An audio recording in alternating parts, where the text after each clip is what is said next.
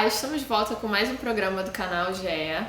Hoje com Vinícius Acurso, da Repsol Sinopec, ex-aluno do Grupo de Economia da Energia. Ele está aqui hoje com a gente. E minha primeira pergunta para você é, dada esse novo cenário de preços do petróleo, como vocês vêm encarando esse desafio? Quais as perspectivas para a empresa? Eu acho que antes de responder essa pergunta, seria importante a gente dar uma contextualizada nesse tema, né?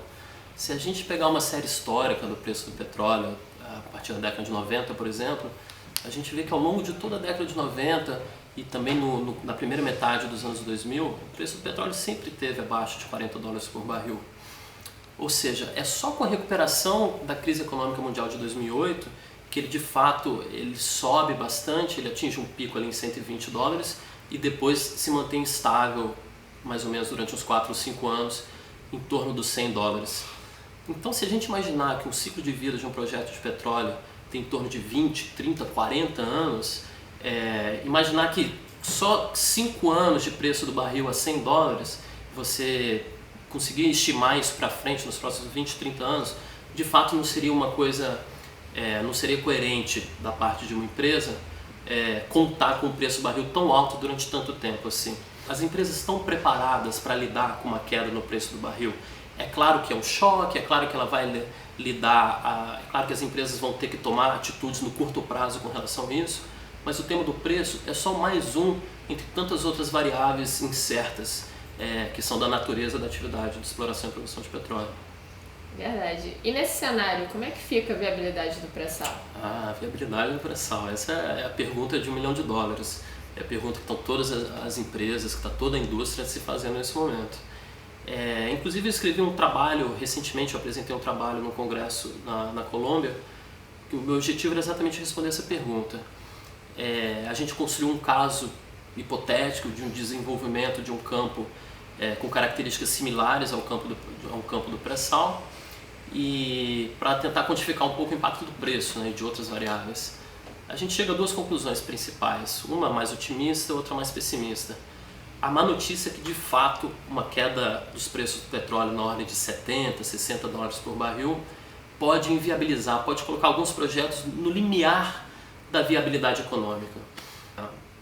Isso pode acontecer é claro que cada campo, cada tamanho de campo, cada complexidade de campo é diferente, mas alguns projetos podem sim ficar inviáveis ou ficar ali no limiar da viabilidade econômica. A boa notícia é que, se você estudar o comportamento da renda de um campo de petróleo e a distribuição dessa renda entre as empresas produtoras e entre o governo, o famoso government take, você pode chegar a uma conclusão otimista de que o governo teria margem para absorver parte do impacto, parte da perda de receita por conta da queda do preço. Ou seja, se você estudar o sistema fiscal brasileiro dentro da indústria do petróleo, ele tem uma característica um pouco regressiva, que significa dizer que quando cai a rentabilidade de um campo de petróleo, o government take aumenta, ou seja, essa não é uma característica desejável de um sistema fiscal. Ele deveria ser flexível bastante para permitir que em momentos de crise, em momentos de baixa rentabilidade, essa parcela do governo seja diminuída ligeiramente para que você permita a viabilidade de um campo, para que você permita que a empresa de fato vá e produza um campo. Só rapidinho antes de terminar esse tema, você falou do preço, né? A própria Petrobras chegou a divulgar um valor de $45 por barril, que seria o seu preço mínimo que torna os seus projetos, a partir do qual os projetos ficam inviáveis. Esse preço muitas vezes pode ser considerado baixo, mas na verdade eles fazem uma ressalva de que esse valor é sem considerar os custos do gás, sem considerar custos de infraestrutura e de monetização do gás. E como a gente sabe, tem bastante gás no pré-sal, né? Exatamente. E desse gás a gente sabe também que tem N dificuldades para fazer esse gás, tornar esse gás viável. E como a Repsol vem encarando esse desafio do gás? O tema do gás, de fato, é um tema bastante importante.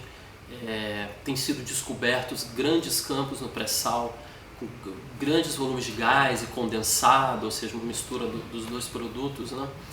E é interessante que parece haver uma sintonia, uma falta de sintonia entre a oferta e a demanda nesse tema. Por um lado, você tem uma indústria brasileira e um setor energético que está contando muito com gás do pré-sal, ou seja, a gente está aí vivendo períodos de crise energética, O gás do pré-sal seria muito bem-vindo para ajudar a demanda dentro desse tema. E por um outro lado, você tem a oferta, quer dizer, o interesse das empresas em produzir esse gás muitas vezes é dificultado pela complexidade e pela falta de rentabilidade que esse gás pode trazer para um projeto de petróleo. As empresas muitas vezes têm sim um interesse em lidar com esse gás, mas elas têm uma dificuldade de lidar com esse mercado, que é um mercado muito complexo, que é um mercado de monopólio da Petrobras, e que se uma empresa estrangeira quiser vir aqui e monetizar esse gás, ela vai precisar arcar com os custos de gasoduto, levar esse gás até a costa, que são aí uns bons 300 km de distância. Se ela quiser tratar esse gás, ela vai ter que construir uma planta de tratamento.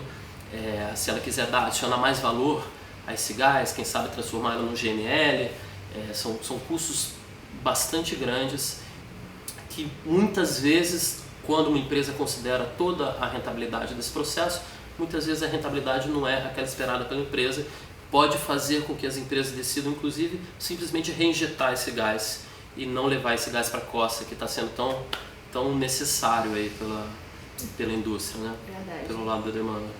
Verdade, perfeito. Muito obrigada, Vinícius. Imagina, prazer enorme. Ficamos aqui com mais um programa do canal GE. Até a próxima.